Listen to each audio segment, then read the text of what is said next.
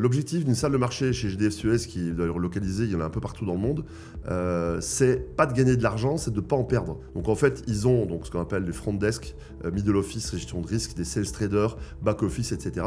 Et en fait, eux, qu'est-ce qu'ils font? Ils produisent de l'électricité, ils transportent du gaz, ils ont des centrales, ils doivent acheter du charbon, du gaz, des contrats CO2, du pellet, des noyaux de cerise, parce qu'on brûle aussi des noyaux de cerise, donc toutes ces matières premières, et ils ont des monnaies en euros, en dollars, en GBP, etc. un peu partout dans le monde.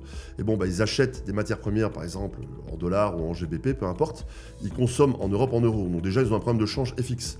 Parce que dans le marché de l'énergie, vous avez un contrat avec votre fournisseur d'énergie, le contrat il est fixe pendant 1 an, 2 ans, 3 ans. Pendant ce temps-là, le dollar il bouge, l'euro il bouge, le pétrole il bouge, il y a un attentat, il y a un truc, il y a un machin, etc. Et donc c'est pour ça qu'on fait des contrats futurs. Donc tu as sûrement déjà dû l'expliquer, contrat futur, ça vient de l'agriculture, où l'agriculteur il plante une semence et lui veut savoir à quel prix il va le vendre. Et donc il fait un contrat futur à terme où il va livrer son blé et savoir à combien il va le vendre. Dans le monde de l'énergie, c'est la même chose. Et le but de toute cette entité de trading, c'est de ne pas perdre d'argent et de garantir qu'on va pouvoir vendre de l'électricité à X euros le mégawatt, le kilowattheure au client final avec toutes ces variations de marché.